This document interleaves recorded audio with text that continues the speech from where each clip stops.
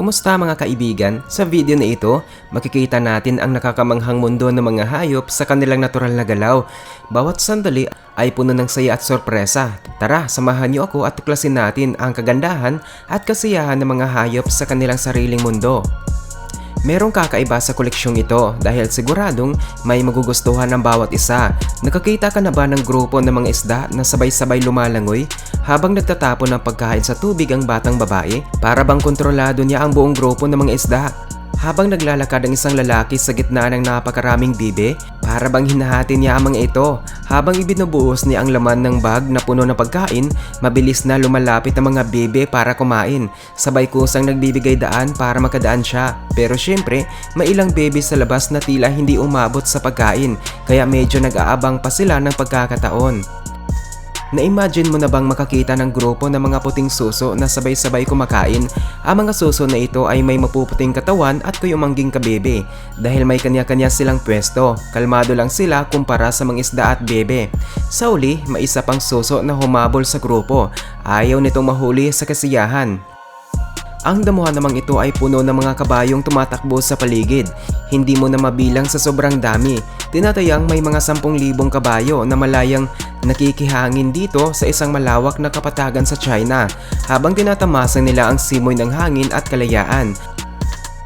Naranasan mo na bang mapalapit sa grupo ng mga usa? Araw-araw, pumupunta ang mga ito sa bahay ng isang babae para maghanap ng pagkain. Hindi sila natatakot sa kanya dahil nasanay na sila sa kabaitan nito. Sa halip na mailap, para bang naging kaibigan na nila ang babae. Saan naman kaya papunta ang mga tupa na ito? Maririnig sa likod ang malalakas na tahol ng mga aso na gumagabay sa kanila. Dumaraan ang kawan sa mga magagandang tunnel sa isang tanawing daan. Malamang inihatid sila patungo sa mas mataas na pastulan para mas ma-enjoy nila ang araw at sariwang hangin. Ano sa tingin mo? Gaano kaya kahaba ang rutang ito? Isang grupo ng mga buhayang parang nag-uusap sa pamamagitan ng kanilang mga tunog.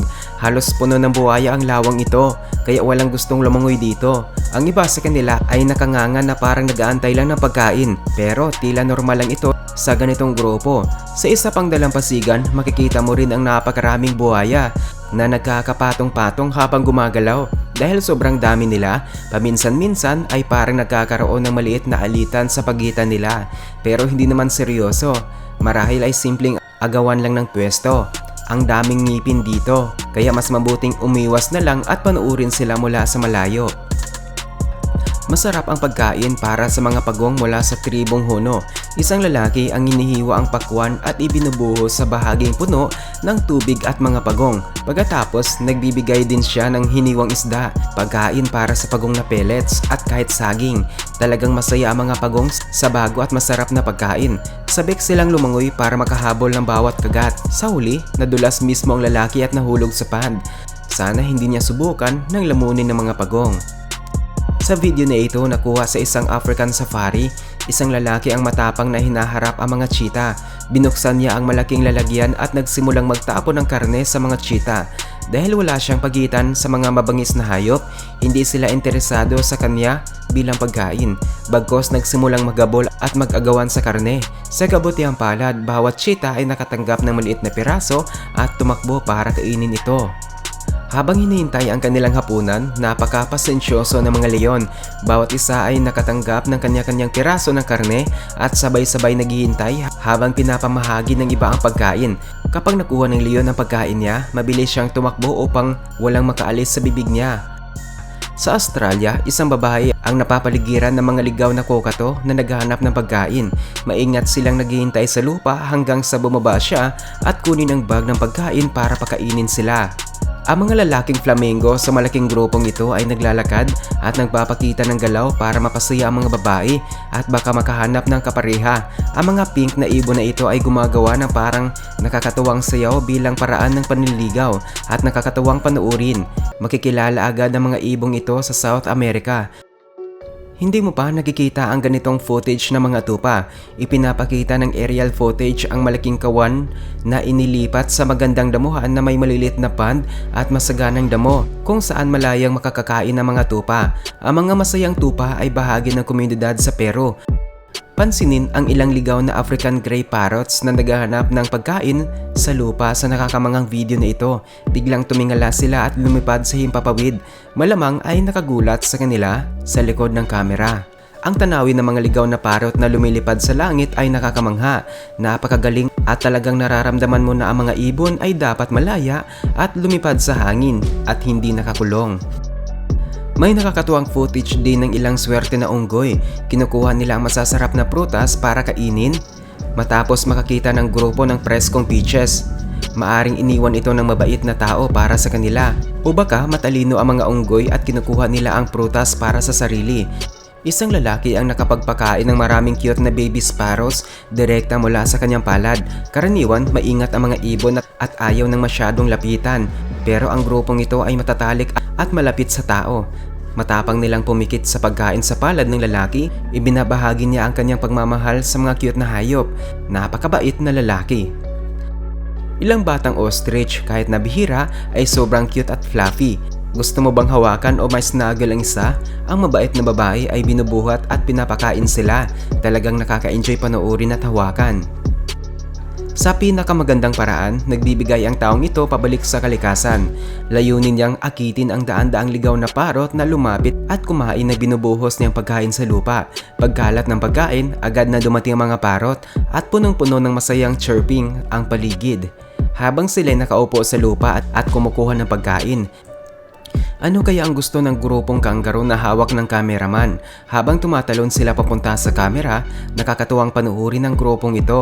Kahit medyo malakas at kaya nilang makipagpalad, malamang may hawak na pagkain ng lalaki para hikayatin silang kumilos na maayos para sa kamera. Kailangan niyang magbigay ng pagkain o baka magalit si Kangaroo Bob at maniwala ka ayaw mong makipag-away sa kanila. Dahil sa kanyang malaking pagmamahal sa mga ibon, tinagurian siyang birdman sa India. Magkikita sa kaakit-akit na video na ito na inihanda niya ang pagkain para sa mga ibong bumibisita sa kanyang bahay tuwing umaga. Gumigising siya ng alas 4 ng umaga para gawin ito. Umabot sa 4,000 parakeet ang bumibisita matapos niyang ibuhos ang bigas sa kahoy na patungan. Kakaibang panuurin ang mga paro-paro na mapayapang kumukuha ng nectar habang nakasabit sa matataas na tangkay. Kahit bihira silang gumalaw, makikita ang mga paro-paro na kumakain habang sumisilip ang lilang kulay mula sa mga bulaklak. Isipin mo kung gaano ito kaganda. Naisip mo na ba kung gaano kahusay lumipad ng mga peacock? Ito ay isang hardin ng peacock na puno ng magagandang makukulay na ibon. Maririnig mo rin ang kanilang tawag sa isa't isa. Napaka-graceful at matalino ng mga hayop na ito. Isang lalaki at babae ang maingat na naglalakad sa kulungan, nakasuot ng maliwanag na asul na damit na may tema ng peacock habang nagbubuhos ng pagkain para sa mga ibon. Napakaganda ng tanawin. Makikita sa video ang malaking kawan ng mga kambing. Sobrang saya nila kaya kahit ang mga batang kambing ay tumatalon sa balikat ng mga magulang at naglalakad sa ibabaw nila. Maririnig ang kanilang masayang tunog at ramdam mo ang kasiyahan habang naglalaro sa sikat ng araw. Makikita rin dito ang isang grupo ng mga ostrich pero lahat ay adult na. Kahit medyo hindi na sila kasing cute na mga bagong silang, kakaiba pa rin sila at nakakamangha. Masaya silang kumain ng sariwang berdeng litsugas direkta mula sa kamay ng babae. Sa kabutihang palad, hindi nila inaasahang kagatin ang kamay nila. Magkasama, ang mga elepante ay paakyat sa isang malaking burol mula sa lugar ng kanilang pinang-inumin. Alam mo ba kahit ang elepante ay kayang tumakbo ng mabilis? Mukhang tapos na silang kumain at uminom at ngayon ay naghahanap ng tahimik na lugar. Ang mga zebra na ito ay nag-uusap sa pamamagitan ng malakas at malinaw na tunog. Medyo naguguluhan sila habang nagmamadali. Marahil naghahanap sila ng merienda dahil gutom. Ano sa tingin mo? Isang grupo ng matataas na lalaking giraffe ang nakapalibot sa isang malaking poste na may nakakabit na masasarap na berdeng dahon. Kitang-kita na nasa zoo sila. Mukhang masaya ang mga giraffe at nakatayo sila sa bilog ng hindi nagkakaproblema. Kahit na hindi naman natural na tumutubo ang dahon sa poste. Ang mga hyena ay kumakain ng natirang pagkain matapos itong ubusin ng kawan ng leon. Kilala ang hyena bilang mga mapagmatsyag at mabilis tumunog, kaya pinoprotektahan nila ang natirang pagkain mula sa iba pang hayop sa paligid. Napakaganda ng disenyo ng mga insektong ito. Ang kanilang mga pakpak na may itim at puting pattern ay parang zebra. Lumilipad-lipad ang mga paro-paro sa paligid ng lalagyan habang may nagtatapon ng misteryosong likido para inumin nila. Nakakita ka na ba ng ganitong uri ng paru-paro? Isa ito sa paraan kung paano pakainin ang maraming baka. Ang truck ay puno ng pagkain para sa baka at habang dumadaan sa kalsada, ibinubuhos ang pagkain para magkaayos ang mga baka at kumain. Nagmamadali ang mga baka upang makahanap ng pwesto dahil sabik silang kumain at ayaw nilang maiiwan sa masarap na pagkain dahil may ibang baka sa daan. Ipinapakita ng video na ito ang realidad sa industriya ng karne. Tingnan ang dami ng baka sa malalaking feedlot. Dito, pinapakain at pinalalaki ang mga baka hanggang sa sapat na ang laki para sa pagproseso. Hindi maganda ang tanawin sa ganitong pasilidad at kadalasan kulang ito sa maayos na kondisyon. Tuyot at walang laman ang mga pastulan at wala ring masyadong gawin ng mga hayop. Nagdudulot din ito ng pinsala sa kalikasan dahil itinatapon ng basura sa mga karatig na anyong tubig. Mas masaya kaya ang mga baka sa video na ito kumpara sa naunang video? Mas marami silang pwesto para gumalaw at maglaro sa masaganang damuhan. Mas mabuting suportahan ang ganitong klase ng farm kaysa sa malalaking industrial na pasilidad, lalo na't napakaganda ng tanawin sa drone footage. Ipinapakita ng lalaking ito kung paano gumagana ang subterranean plumbing. Ang daan-daang pabo sa bar na ito ay pinapakain ng mais at soybean. Masaya sila sa pagkain, ngunit nakatali sa maliit na lugar at kulang sa sikat ng araw. Kapag may motivation, kaya ng mga gansa na lumipad. Ang mga gansa ay nagtipon sa paligid ng babae sa isang beach sa China dahil akala nila may dala siyang masarap na pagkain. Agad silang bumaba at kumain ng bird food na itinapon niya. Pagkatapos, lumipad sila pabalik sa hangin upang maghanap ng mas maraming pagkain. Sa isang balkonahe, ang mabait na babae ay naglagay ng pagkain para akitin ang ligaw na parot. Ang mga parot ay may cute na pulang tuka at berdeng balahibo. Masayang nag-iikot sila sa pagkain na inilagay ng babae at nakahanay sa magkabilang gilid ng balkonahe. Paano ka kaya mag-react kung makita mo ito? Hindi ito publicity stunt para sa bagong season ng Stranger Things, kundi isang sikat na eskultura ng French artist na si Louis Bourgeois na pinangalanan niyang Mother. Isa pang clip ng mga cute na batang ibon. Makikita dito ang grupo ng kaibig-ibig na kaibigan na pinapakain ang mga maliit na sparrow sa Berlin. Napakasaya nilang pakainin ang mga ibon direkta mula sa kanilang kamay. Gusto mo rin bang subukan ito balang araw?